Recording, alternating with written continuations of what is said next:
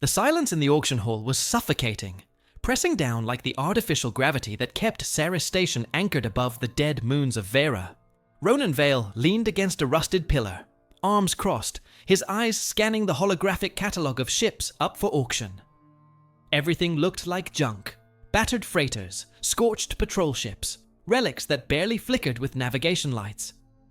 He sighed, a bitter taste of frustration in his mouth. His credits were nearly gone. This was his last chance to buy a ship, and with it, maybe a purpose. The auctioneer's voice, cold and almost bored, echoed across the platform. Lot 19, unregistered vessel, no confirmed history, recovered from the edges of the Tharine Nebula. Starting bid, 6,000 credits. No one seemed interested. Most traders wanted reliable ships, even if they were old and slow. But at the far end of the hangar, something caught Ronan's eye. A dark silhouette, so alien it looked carved from a half-remembered dream. The ship, labeled simply as Nemesis, didn't have the usual metal plates. Its hull was smooth, almost translucent, pulsing with veins of amber crystal that glowed faintly as the light touched them. It looked alive. A shiver ran down his spine. He felt like the ship was staring back at him. 6,000 credits, the auctioneer repeated, impatience creeping into his tone. Anyone. Ronan hesitated. This was madness. It could be worthless alien scrap, or something dangerous left adrift for a reason. But the feeling was undeniable. A silent calling in the back of his mind, like an ancient sigh. 6,000, he muttered, raising his hand. The auctioneer raised an eyebrow, surprised. We have a bid. Anyone else? Silence. The hangar lights flickered. A fat merchant cleared his throat, but offered nothing. The crowd seemed to avoid even looking at the ship. Lot 19, sold to the man in the leather jacket. The gavel fell with a hollow crack that felt like an omen. Ronan took a deep breath. 6,000 credits. Too cheap and too dangerous. As the station clerk approached with the transfer tablet, Ronan noticed his own hands trembling.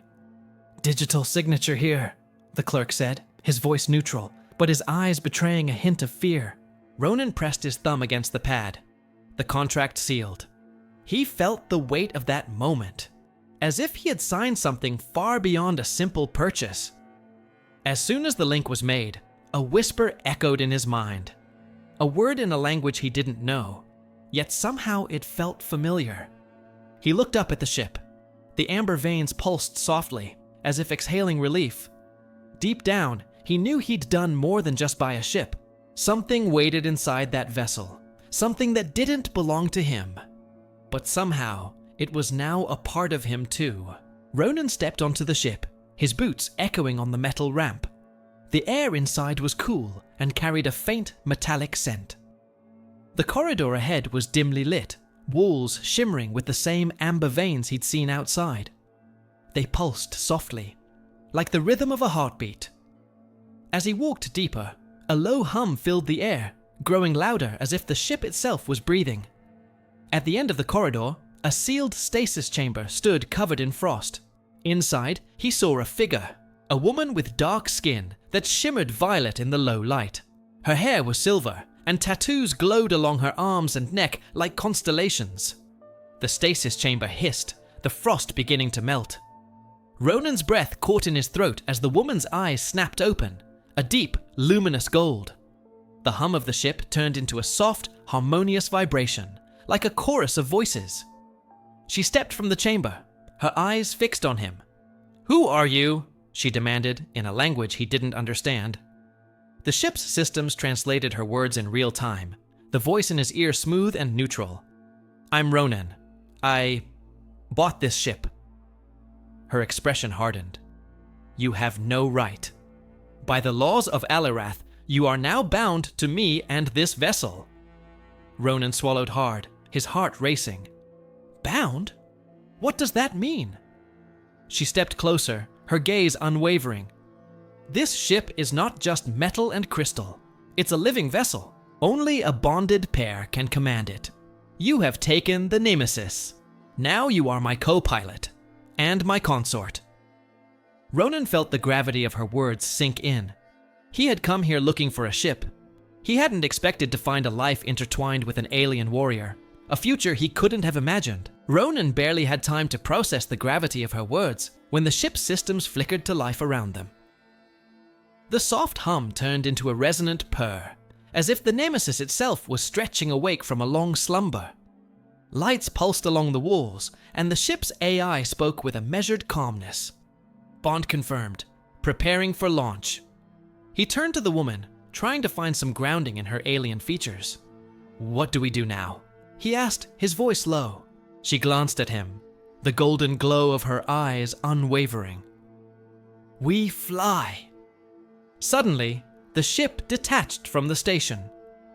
Ronan's breath caught as he felt the Nemesis move. Not just a machine, but something alive, responding to every flicker of thought. The hangar walls blurred as the ship slipped into the void beyond. The woman's hands danced across the console, her movements precise, practiced. She barked out commands in her own tongue, and the AI translated them instantly. "Course set. Destination. Unknown space. Hostiles detected. Prepare for evasion." "Hostiles?" Ronan echoed, adrenaline surging. He gripped the co-pilot's controls, feeling the ship's will pulse through his fingertips. The woman gave him a brief, fierce smile. "If you wish to stay alive, focus." As the stars stretched into streaks of light, Ronan felt the weight of the bond between them deepen, a fragile link forged in the heat of conflict. The Nemesis had chosen them both, and the universe would not wait. The Nemesis plunged into the darkness between stars, weaving through the void like a predator. The ship's pulse echoed in Ronan's chest, each flicker of light a testament to the living bond they now shared. The woman, Sierra, focused intently on the console, her voice calm even as alarms flared to life. "Incoming.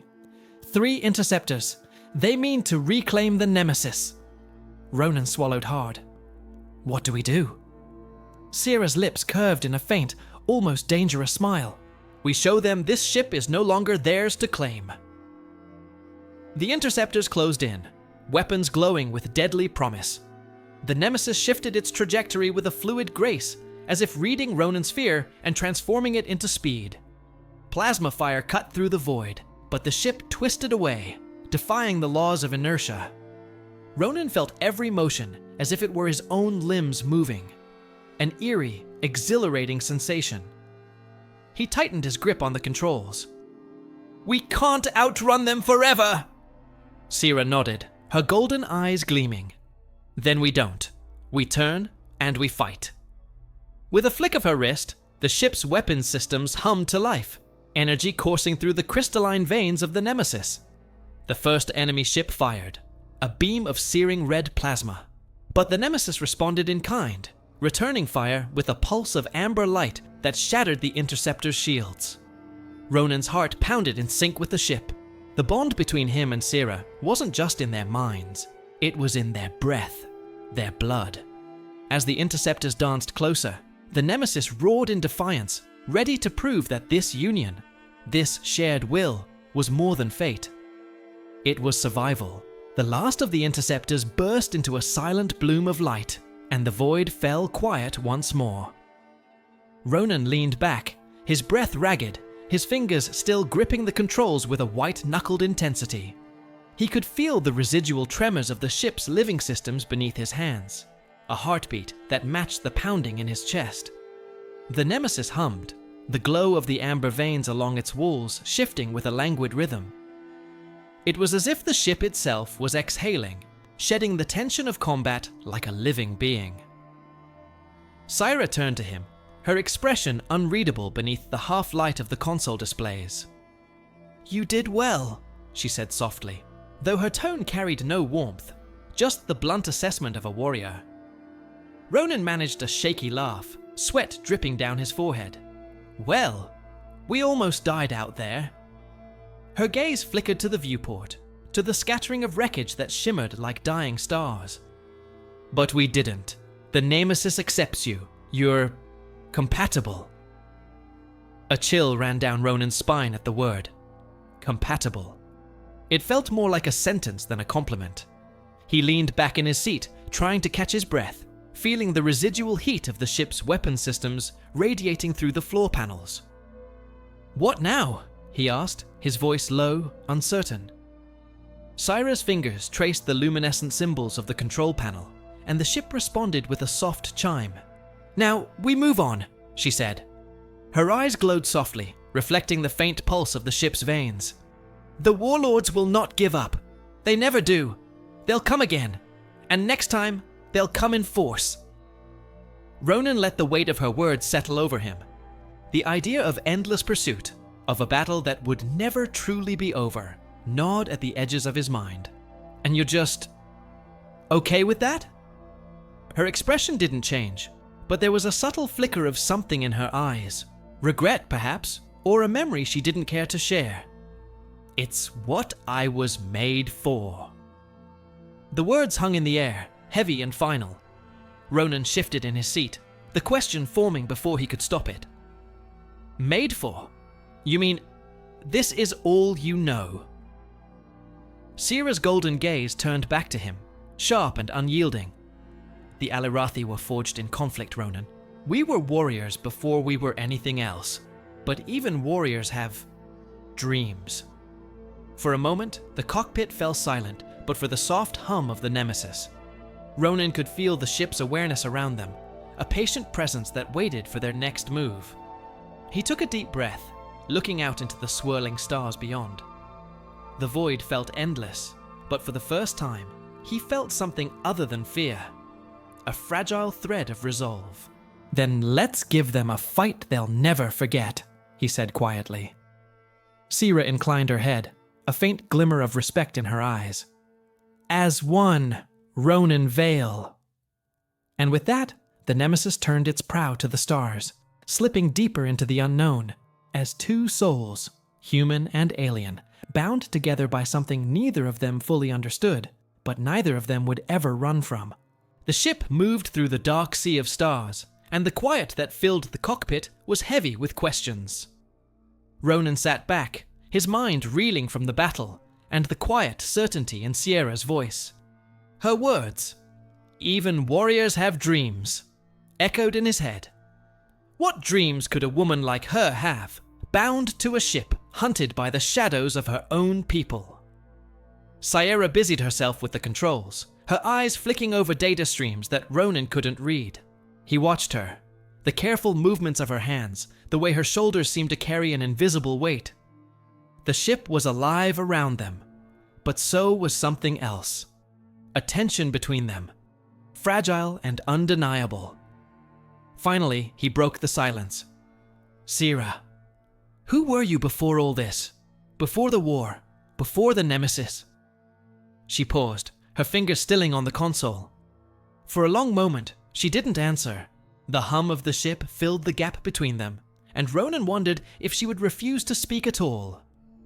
But then she exhaled, her voice softer than he'd heard it before. "I was a guardian of the Veil, the final line between the Alirathi and the void beyond. My oath was to protect the Nemesis, no matter the cost." "An oath," Ronan murmured. "And what did it cost you?" Her gaze shifted, a flicker of pain crossing her features. "Everything." The word cut through him, a finality that spoke of battles lost and comrades left behind. He swallowed, leaning forward. "You don't have to do this alone anymore." Her golden eyes met his, and for a moment, the warrior's mask slipped. "You speak of choice as if it were a gift, Ronan. In my world, duty is all there is." He shook his head slowly. "Maybe, but in mine, even duty can be shared." She studied him, as if weighing the truth of his words, and in that silence, something shifted. Not trust, not yet, but a crack in the wall she'd built around herself. Outside the viewport, the stars burned bright and cold. The Nemesis moved on, carrying them both deeper into a destiny neither had chosen, but both were now bound to embrace. For the first time, Ronan felt the faint, unsteady beginnings of something more than survival. Hope. The Nemesis sailed onward, stars unfolding around it like a living tapestry. The cockpit glowed softly, every hum and flicker of light part of a rhythm that matched Ronan's pulse. A quiet promise of something more than survival. Ronan leaned forward, his breath slow and steady, each inhale filling him with something he couldn't name. Hope. Possibility. Beside him, Sierra was a silent shadow, her golden eyes focused on the starlit horizon. Her hand rested lightly on the console, each motion deliberate, as if she were in dialogue with the ship itself. "You seem at peace," he said, his voice quiet but sure. She turned to him, her gaze thoughtful. "Not peace. Purpose." He nodded, understanding in the quiet way he always did. The ship had given them both something they'd lost, a path forward. The stars shifted as they neared the drift, a region of space that bent light and gravity into fluid shapes. The Nemesis moved with a grace that felt almost supernatural, the bond between ship and pilot, and now between Ronan and Sierra, making every adjustment seamless. "Do you ever think about what lies beyond?" he asked, eyes tracing the ethereal light outside. She hesitated, her fingers pausing on the glowing glyphs. "I do now," she admitted. "For the first time in a long time, I see more than duty." Their eyes met, and in that fleeting moment, there was no war, no past, only the present and the quiet spark of something new. The ship's AI spoke, its voice calm and steady. "Course aligned. Jump sequence ready." Ronan closed his eyes, feeling the Nemesis respond to his thoughts, alive, waiting. He reached for Sarah's hand, their fingers brushing in a touch that was part challenge, part promise. "Let's see how far we can go," he whispered. Sierra's lips curved into a faint smile, and for the first time, her hand closed fully around his. "Together, as one." The Nemesis shuddered, the light around them folding inward like a cocoon. And then they were gone. Two souls and one ship, bound not by chains, but by choice, blazing a path through the dark, a testament to the quiet strength of hope and the promise of tomorrow. As they vanished into the starlit unknown, the universe felt just a little bit brighter, a little bit more alive, and somewhere deep within, the seed of a new beginning took root.